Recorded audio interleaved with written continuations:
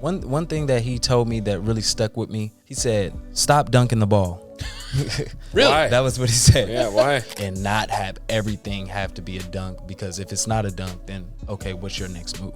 Motivation wanes. Sometimes you have it, sometimes you don't. Whether it's sports, whether it's business, your mentality is always going to be the thing. Tell me about hitting plateaus of success and staying motivated through that. The journey is really the important thing rather than the destination.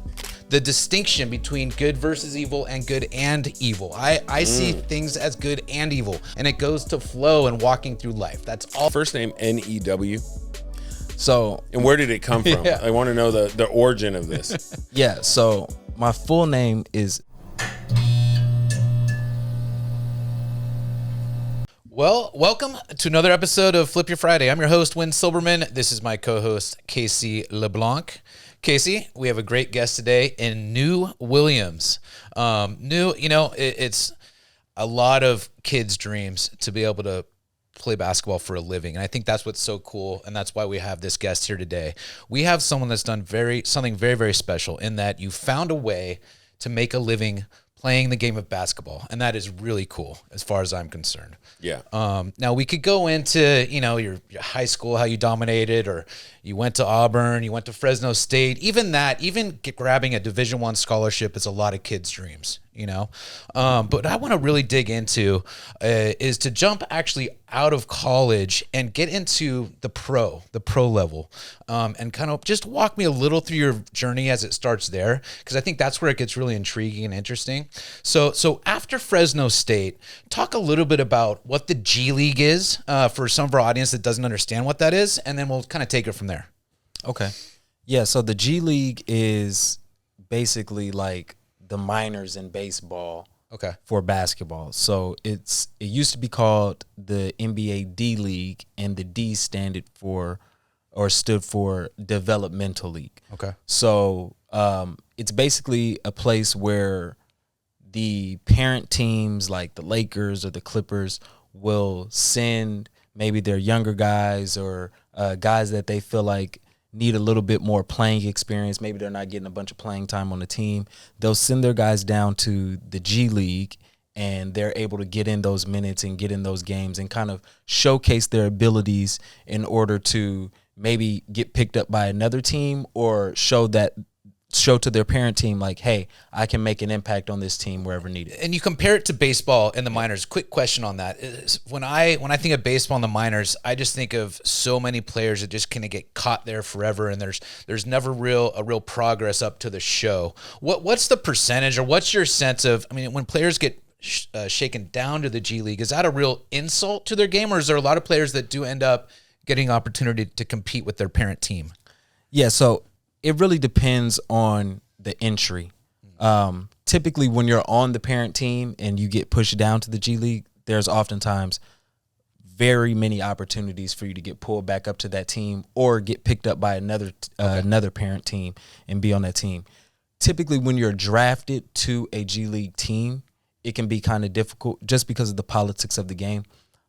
Every team has two-way contracts. And Can you explain what a two-way contract is? So the two-way contract basically says, hey, you're on our parent team and you're also on this G League team, and you kind of bounce between the two teams. One's $600,000 and one's $30,000 type thing, or is it? That's what baseball's like. Yes, actually. Yeah. So Are you paid per game? Is it similar in pro sports, even at the G League level? Are you paid for a season, or how does that work? How do contracts work on the G? Almost. No, yeah, I think that the pay is either monthly or bi-weekly. Okay. So it's not per game. So As long as you're on the roster. Yeah. Oh, got it. Yeah, not per game for Got sure. it. Okay. But yeah, it kind of, if you are on a two-way contract, you have a lot more opportunity. Typically, the standard player contract is significantly lower, and the opportunities, you just kind of have to seize your moment when you're in that space, because just the politics of the game. Yeah. Well, talk about seizing your moment. Let's talk about your experience with the G League. You were at what was the team? The Ignite. Talk a little bit about that, and then let's jump from there. So when I left Fresno State, I signed with a pretty big an agency, and he's the one who got me the opportunity to go up and to Walnut Creek and play with Ignite. And Is that Bill Duffy then, or no? My agent was Aaron Goodwin. oh, okay, Yeah, with Goodwin Sports. Yep. So I went up there, and I did well. I did well enough. I played really well. I shot the ball really well. I shot a really good percentage. You know, I made an impact, but I could have done more. I went in with the mindset, you know, but before I went up to G League Ignite, I had 2 workouts with the Clippers and specifically with Jerry West. And I had a lot of talks with Jerry and about being able to showcase my ability to be a point guard. So when I went up to Ignite, I'm like, okay, teams are going to be watching. People are going to be paying attention. I need to showcase my ability to be a point guard. There's some things way right there. I mean, that's very, very cool. I mean, Jerry West is literally, I mean, the logo, the NBA logo, you know, arguably is Jerry West. Is there something that stuck with you? Did he give you any specific pointers that you're like, damn, that's really something that I need to grab hold of and really carry through? Yeah. One thing that he told me that really stuck with me was he said, stop dunking the ball. Really? Why? That was what he said. Yeah, why? Was it because he's white and he can't jump? Or? The reason why he said that was basically because he was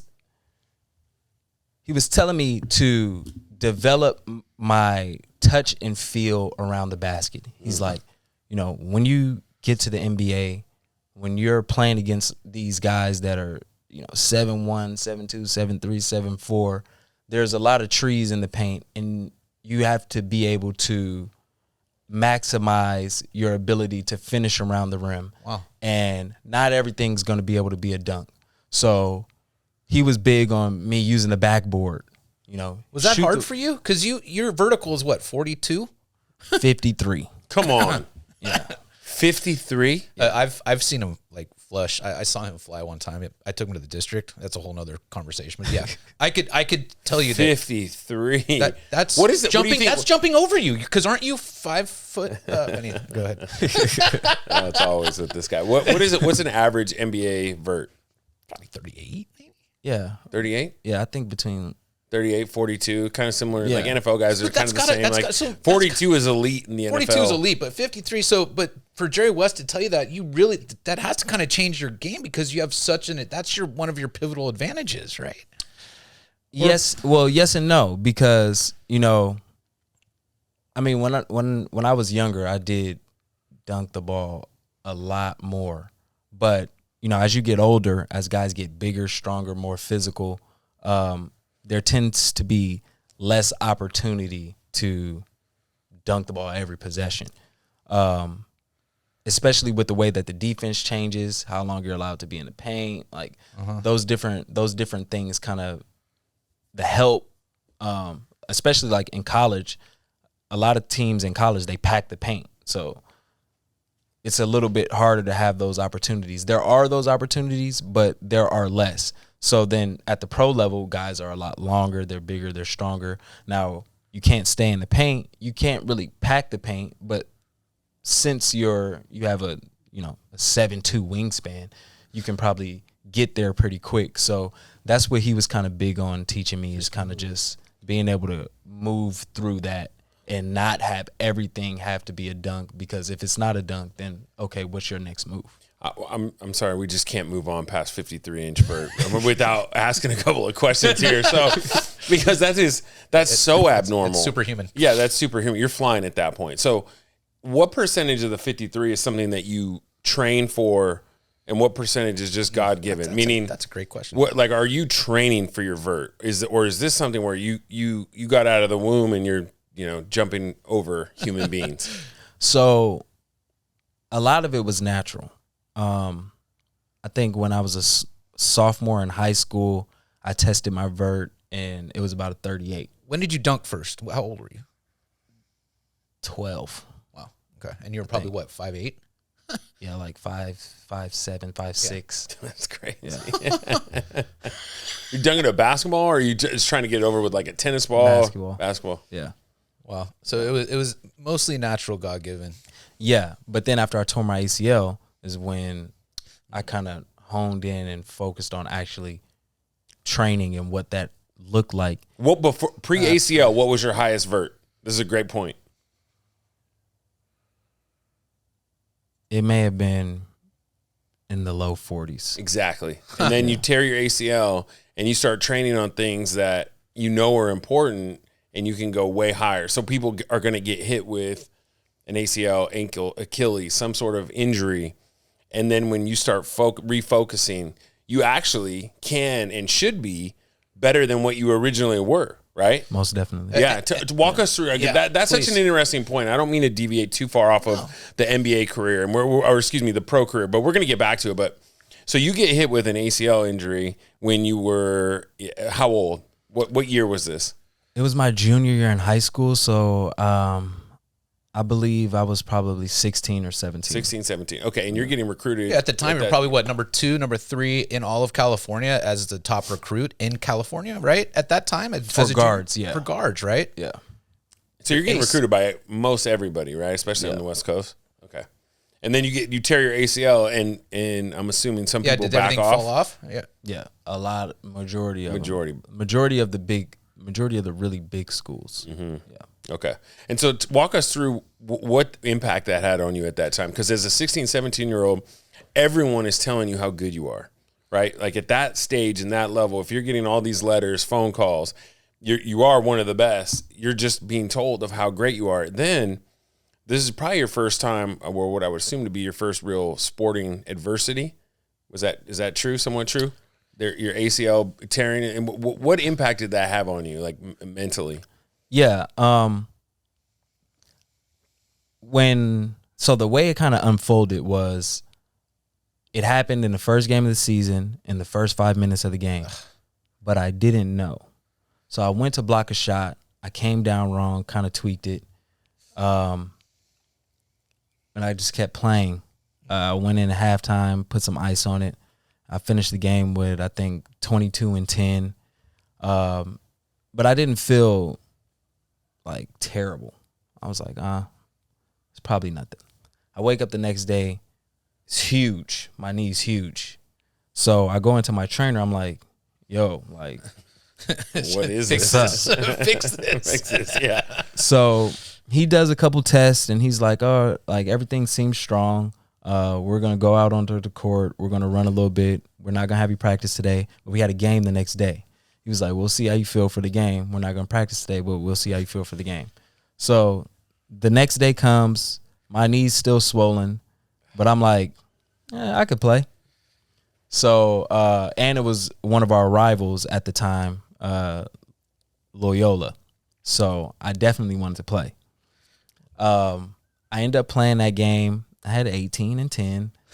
The whole game. Yeah, I was. Did you feel pain? Did you feel pain? I did, and I was. Do you feel instability? Because pain you can deal with. Instability feels like you might lose half of your leg. I tore my ACL, same thing, and I tried to play football with it. And I felt like below my knee, my leg was going to fall off. At any given point, it could go a 90-degree direction. Yeah. So I had no instability at the time. Really? Yeah, there was no instability, and I'll circle back to that. Okay. So I played the game.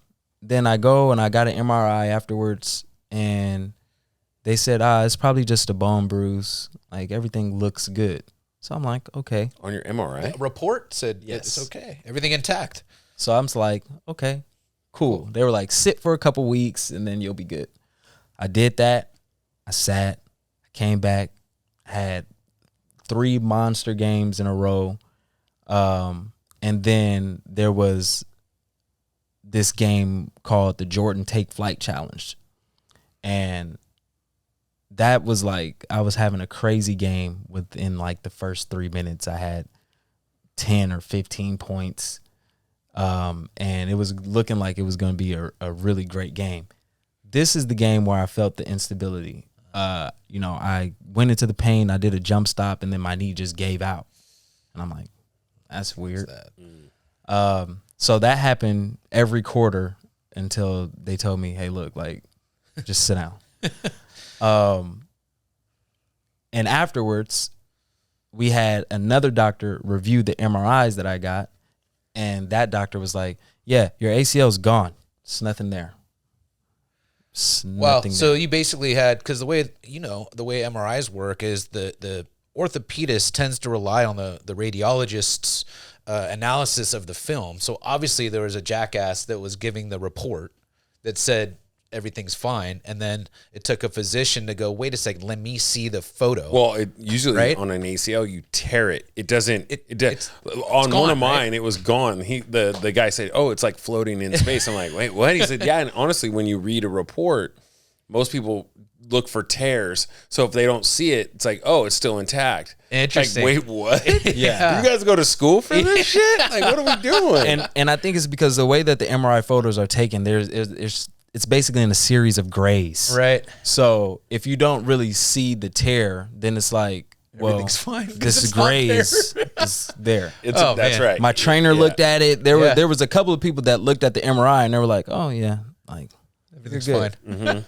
This doctor saw it and was like, "Yeah, nothing's there."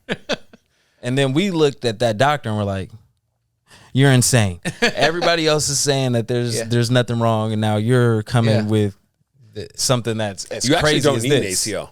I don't have an ACL in my knee right now, and they're like, "You're so old and washed up. You actually have no reason to go back in and put one in." Yeah. So you actually don't need it. So you could, As it's stability, but like it you is said. stability. Correct. Yeah. Yeah. For an elite athlete, you need it. Yeah. Yeah. So you went with this physician, I assume, and he went in there or what happened? Well, no, we got a second opinion because we thought they were crazy.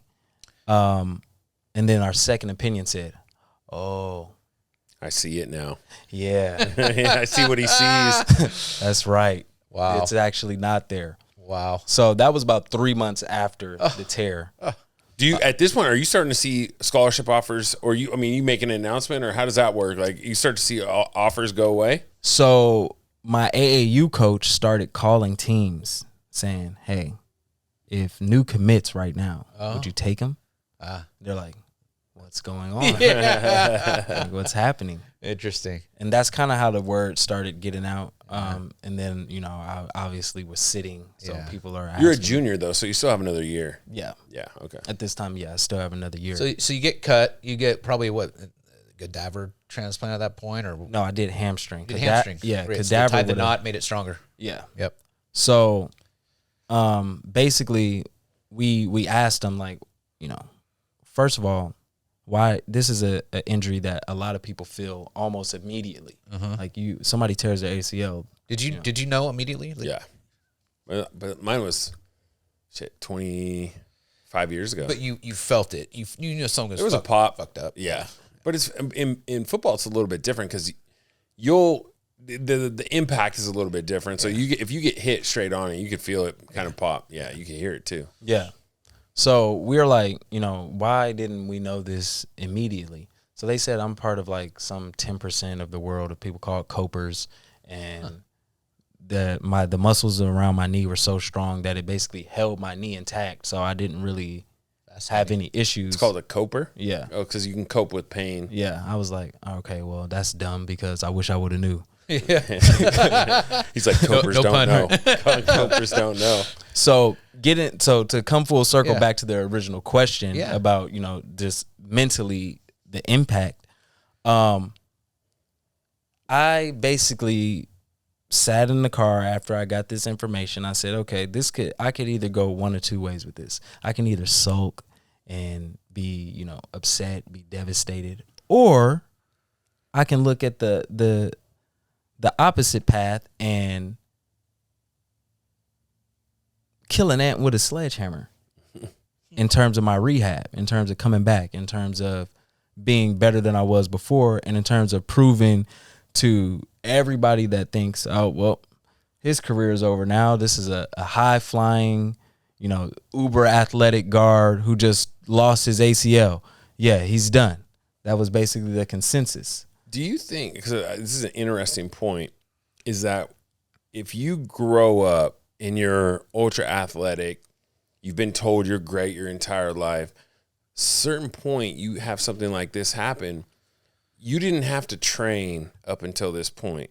So an ACL at that point in stage in your career can actually, if looking back, I guess is the question, could be ultra important in the sense that you're going to train differently having to go through that because you hadn't had to do that. It's going to accelerate your success, ironically. To this point, and then physically will change you forever because you understand rehab and training and what the impact can be. A lot of people don't learn that maybe too late, right? Like they just get by on God-given athletic ability. Did you experience some of that? Yeah, that was actually what I was looking forward to because that was something that I was aware of. I basically rationalized it in that way, like, well, I haven't trained ever. This is not like, when I'm in the weight room at school and stuff, like You're on I'm your going phone. around talking Yeah. and kind of like not really taking it, super serious because like, You didn't need to. yeah. So it put me in a different mindset. And the day after my surgery, I started my rehab. Like I was ready to go. I immediately, with the immobilizer on and everything, I was like, all right, let's start my rehab. I went into the place, and my physical therapist said, well, how soon do you want to come back? He's like, 6 months, 9 months, a year. Like I said, I want to come back in 4 months.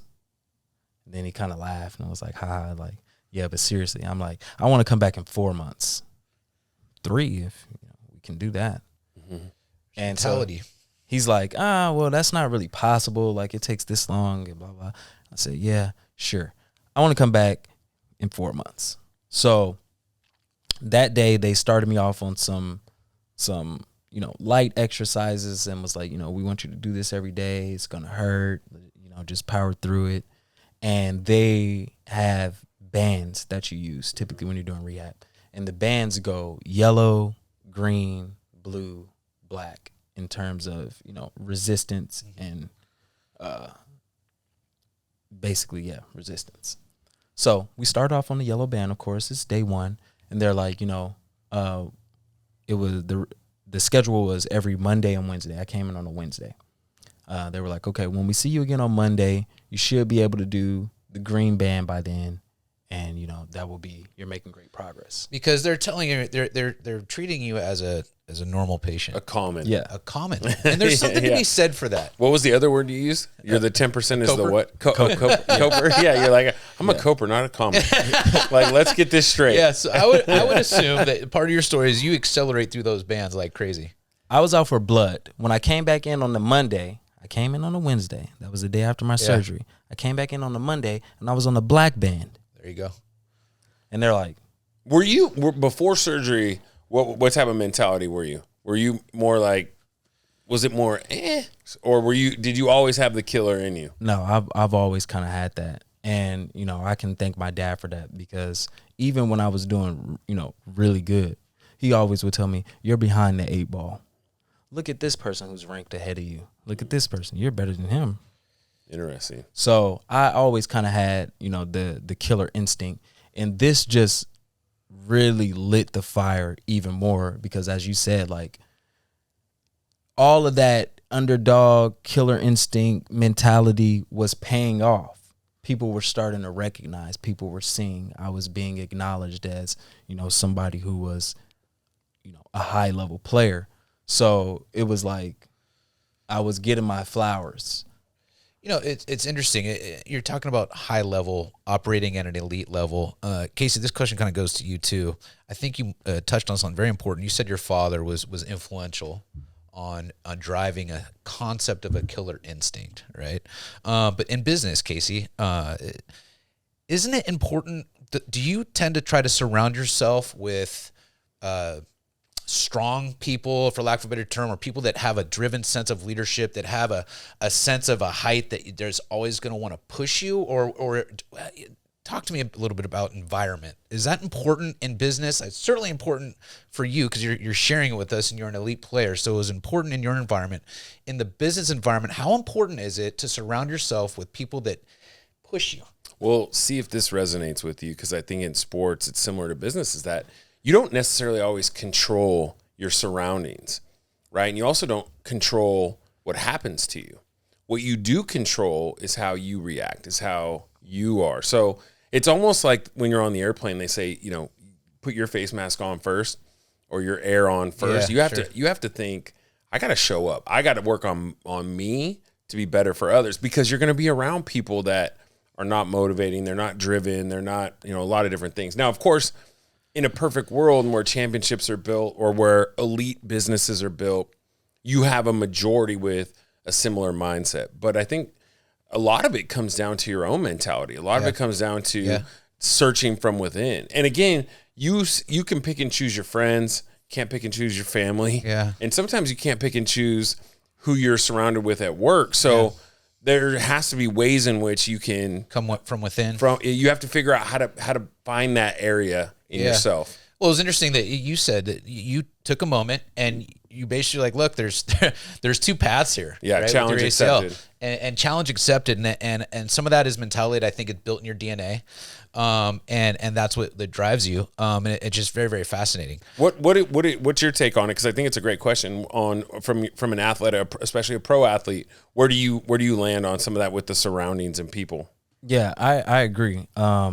You know, I like to think that sports is kind of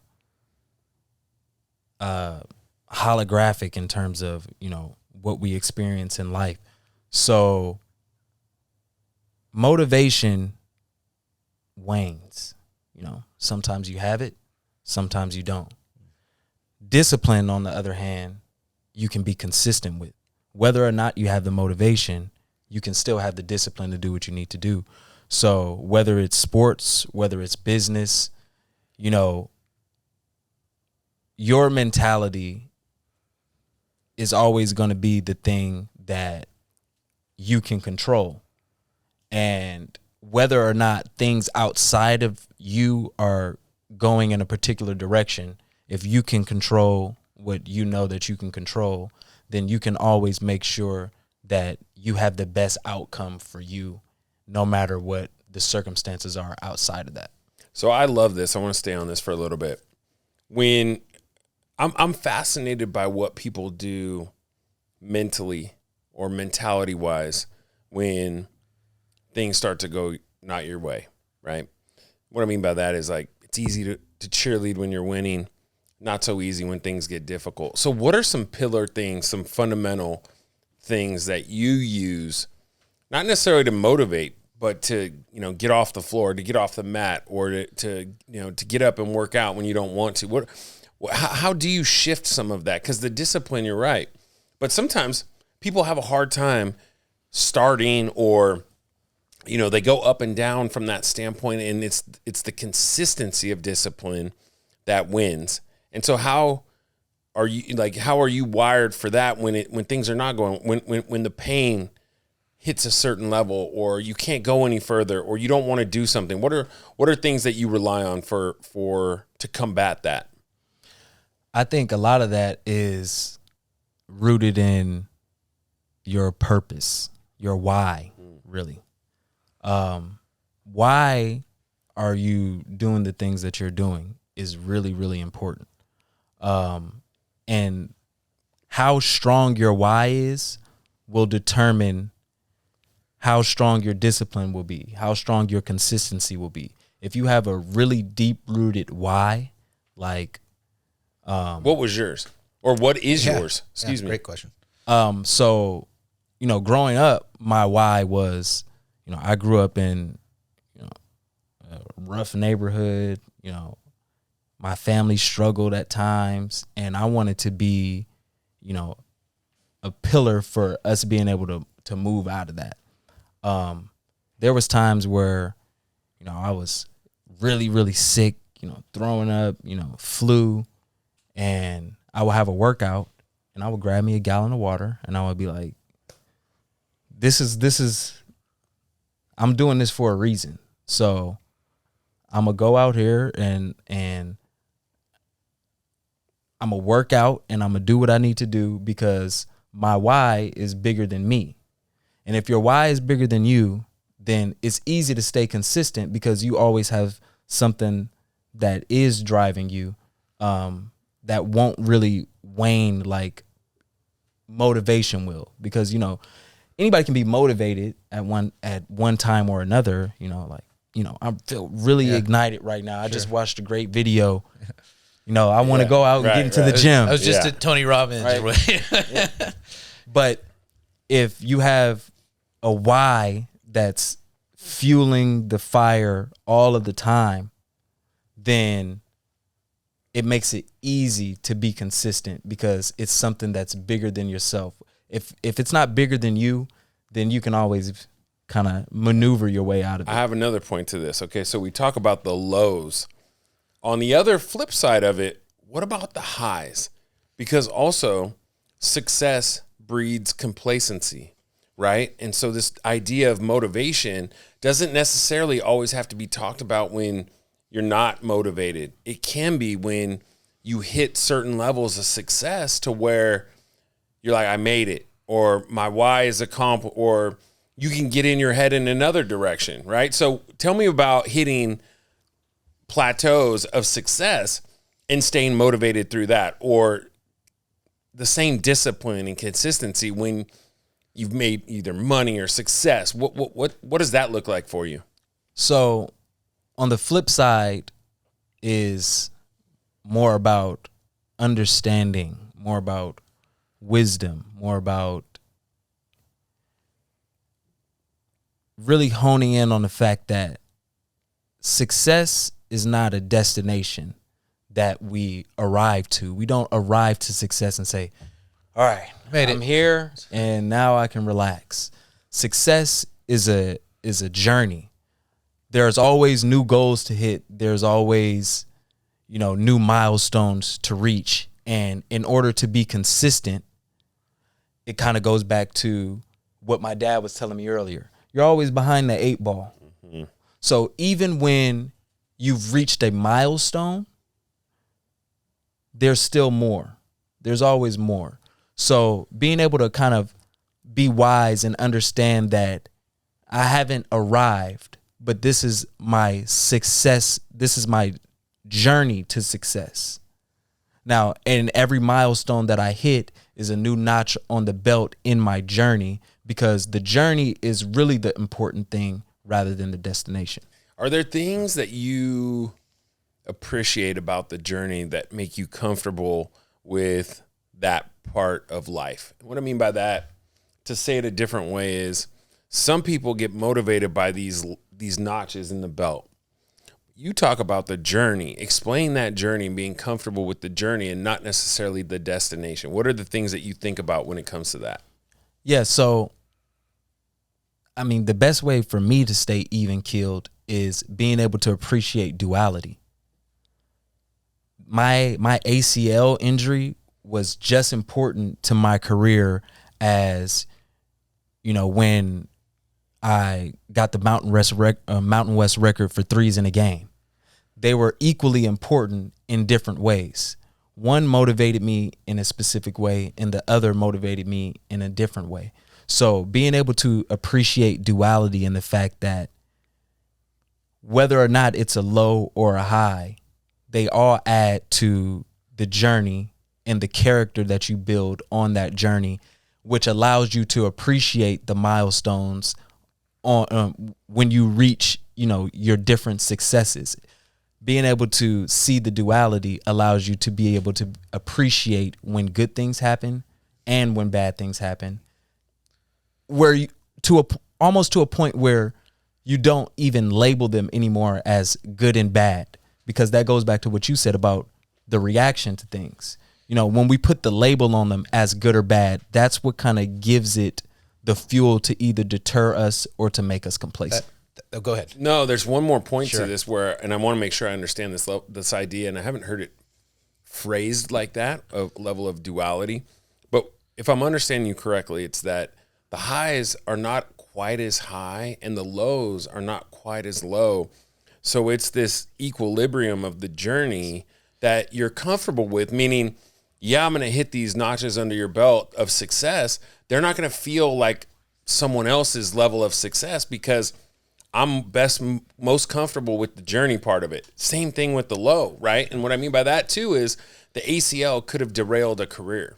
You could just go and be, feel sorry for yourself, or you could have wasted a lot of time, right? And not 4 months, but 4 years to get back, or not to get back as good as you were originally. So it's being comfortable in that journey, which, yeah, you're not going to celebrate the successes as much as maybe some would, but you're also not going to hit the lows as low as some would. And that actually creates a level of maybe peace within. I don't want to put words in your mouth, but I think, or flow. I think what's fascinating about it is, I think what you're speaking to is getting to your flow in a way. And I love the game of basketball as a perfect example for what you're talking about in duality. 2 quick points, not to get skewed too off, but Eastern religion, Western religion, the very pivotal difference between the two is Christianity is seen as good versus evil, right? In Eastern thought, it's always seen as good and evil. I'd like to give you some context here. I think this is where I can interject a little bit of levity to the conversation, is that we think Wynn went to Northwestern. It hasn't been confirmed, but this is where he tells us he went to college. I'm getting to a point. Hold on, but I want to add context so when he's listening to some of this nonsense, he has to actually believe it, because he studied to this though. He studied religion at Northwestern. Right. Studied religion. So I just wanted to tell you, thank you. If you could talk about something intelligently, I hope it's this. This is where we get to the good part, though. Basketball is a perfect example of what you're talking to. If you teach and coach a kid about duality in the context of a game, it's the same fucking thing, which I think is beautiful. It's getting to your flow.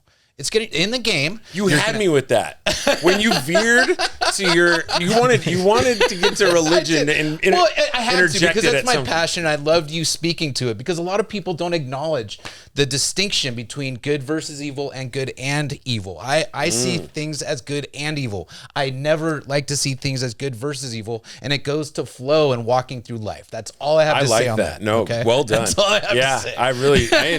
I enjoyed that. Yeah, that was now, good. Back to new, I just think that's fascinating, because the game of basketball is literally it's a roadmap for how you walk your life. It's pretty fascinating, and that's why I love the game of basketball. That's what I'd like to say. What's ironic about all of this is my degree is in philosophy with a focus in religious studies. Wow. Did not know that. We didn't talk before. Oh, you did it? No, this is what's called a spiritual moment. Yes, it is. Yeah, I feel it. There's a sense of energy and purpose here that we're all. There was some energy that walked right in the room too. We don't need to talk about that either. Okay, the question that I'm dying to ask, and we're really pivoting off of religion and energy, is the name. The first name, is your first name New? So, and where did it come from? Yeah. I want to know the origin of this. yeah, so my full name is Nouriel, right? Nouriel. Yeah. Where does that originate It's from? Arabic, Nur El. So, Nu comes from my initials. My full name is Nouriel Elijah Williams, New. That's where Nu comes from, because a lot of people, they just really couldn't pronounce my name. Nu is a lot easier to just tell people my name's Nu, so then I don't have to get into the Yeah. So, that, I mean, they've been calling me that since I was a kid, and so that kind of just stuck with me as I grew up. A lot easier for people to kind of digest, and a bit catchy and easy for people to remember. So we go rapid fire. Thank you for sharing that, by the way. We go rapid fire towards the end, the last 10, 15 minutes of this sit down, and thank you for coming. This has been awesome. Yeah. So tell us a little bit about what you're doing now. So the pro career is taking a lot of twists and turns. Where are you right now with your pro basketball playing career? I'm still currently playing. I'm in my 4th year, or going into my 4th season upcoming. And it's been really good for me. I kind of did the pro basketball my own way when I went to overseas. Originally, I was supposed to. Well, originally everybody wanted me to go to Europe. I had some different calls from some Euro Cup teams, and I think a Euro League team. But I wanted to be able to be somewhere where I did not have to be gone for 10 months, so that I can get back to my daughter whenever I wanted to. So I ended up going to the Dominican Republic to start my career. And just this past season, I kind of branched out of Latin America. I did a lot of stuff in Latin America early on, but this past season I went to Europe finally and did one of the long seasons. So my career is actually going in a direction that I can appreciate. What's the end goal? Is it to play in the NBA? That's always been a dream of mine, and if the opportunity presents itself, I'm ready to take the opportunity. But if it doesn't present itself, then I'm not going to be sad about it. How long do you think you could play, like realistically play professionally, physically, like with the travel, mentally, with having a daughter, mentally? Yeah. In theory, I can probably do maybe 10, 13, maybe more years. Wow. But in actuality, I want to do a lot less than that. Because like you said, I want to be able to do enough to where I can take care of my daughter. I can be with my family. I'm big on business and building outside of basketball. Basketball is one basket. I like to have multiple baskets so that I can kind of choose my direction. I can kind of say, hey, I want to not do this anymore, and I want to go do something else. And I want to be able to have the opportunity to do that. So I'm big on having, multiple different avenues to create success. What are some of the passions that you have or some businesses that you're in now? So for one of the companies that I've recently created is for what we've been talking about, which is, ACL, kind of bridging the gap between training and physical therapy. A lot of people don't really learn how to train until after they tear something, right, or until after they get an injury, because the two fields are very separated. You just go around with a baseball bat tearing people's ACL. You're like, you're going to learn, motherfucker, how to train. It's a lot of details that go into physical therapy and learning how to actually train the right way, which isn't present in, strength training. It's so just really not present. It's really true. So that's something that I'm passionate about, and I'm building out a company that kind of bridges that gap. Do you have a name? Is there a name for it yet? Yeah, it's called the Lion Lab. The Lion Lab. Yeah. Cool. And then the other company is a digital marketing agency that's, based in the sports world and creating content and creating, campaigns that really connect with customers and kind of just the pulse of social media and kind of the era that we're in, which a lot of companies, they're looking for people to kind of say, hey, I have the pulse on this. A lot of people's internal marketing doesn't really have the pulse on, what's now. Interesting.